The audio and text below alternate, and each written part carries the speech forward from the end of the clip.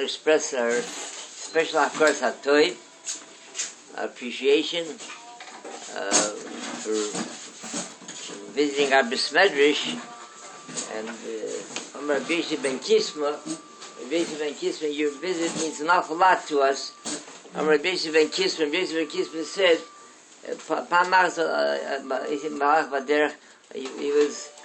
he was traveling, and someone, a stranger, bumped into him, and he asked him,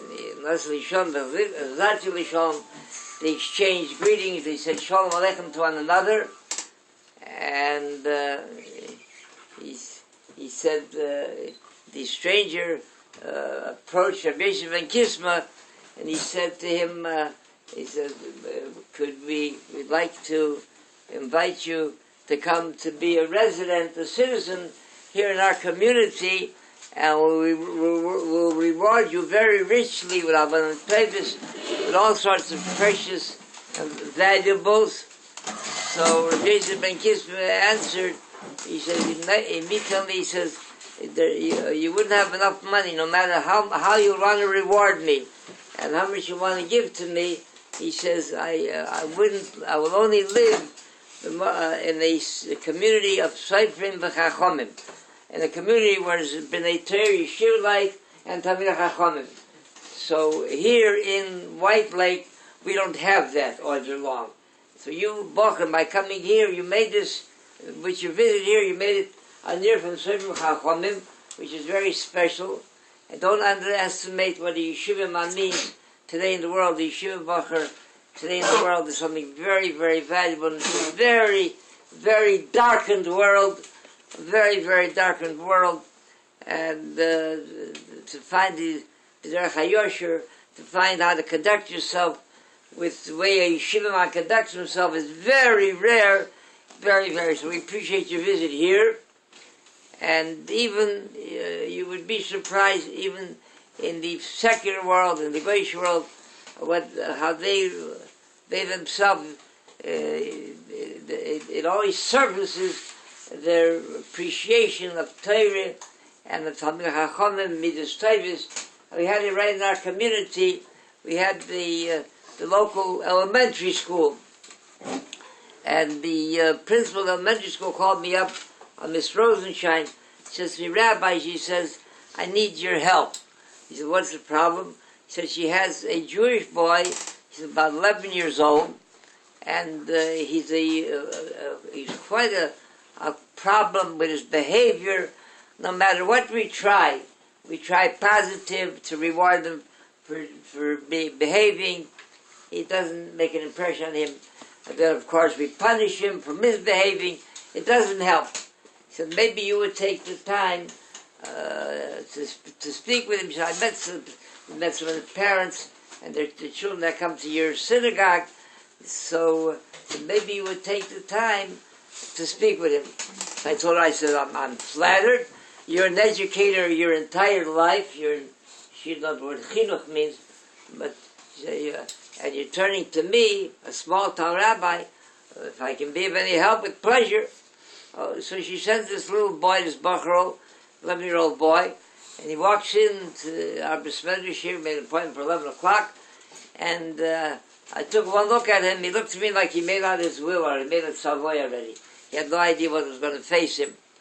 So I said to him, good morning, and what is your name? So he was struggling to try to remember a Yiddish name. So, he wasn't quite sure. I said, don't be concerned with the Hebrew name. Just tell me, what do your friends call you? He said, my friends call me Mark. I said, that's good enough for me, Mark. I said, Mark, at first glance, you look like to be such a likable young man. You must have so many friends. I can't imagine that you have one individual that is not your friend. Oh! I said, Rabbi, you don't know what it's all about. I said, all right. Maybe.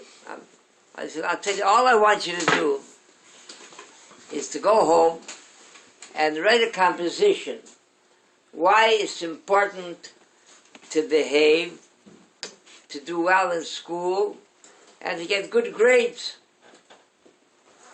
Oh my goodness, he was so relieved. And he came back about a week later with a composition. He writes like this. He said, it's important to behave and to respect your elders because then your parents will be proud of you. He says it's important to behave and respect your elders and get good grades because then you'll make a future for yourself. It's important to respect your elders and behave and to get good grades in class because then you go to heaven. Otherwise you go to Rabbi Fishbain. So this is what the world is today. And the Chofetz Chaim one time with a marshal said what a yid, what a yeshiva man is. A very beautiful marshal.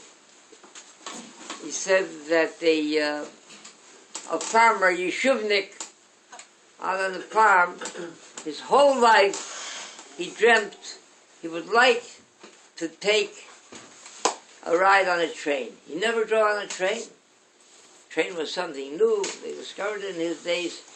So he'd get on a train and sit down. He only knew horse and wagon, horses, donkeys. To get on a train and sit down, a locomotive that's powered by fire, should take him. So he comes to the train station and he wants to buy a ticket. The agent by the window saw who he was dealing with, somebody who was so unworldly. So he wanted to get as much as he can out of him. So he sold him a first-class ticket, much more expensive. So he doesn't know the difference. He's so happy that he finally, Baruch Shechionu, that he reached that stage in life where he's going to get on a train. So it costs a couple more ruble, a couple more zlotus. So he comes to the train. Train is going to depart at 9, and he sees that there's all kind of people, individuals that are, some are going into the train, and others are climbing on top of the train. So he didn't know which way to go. He never was on a train before. So he climbed on top of the train, on the roof of the train, and then when the train is about to take off, police come along, and they see all of these that are on top of the train. They take with clubs, and they start to club them. Ganovim, thieves, robbers, down. So this farmer, Yeshivnik,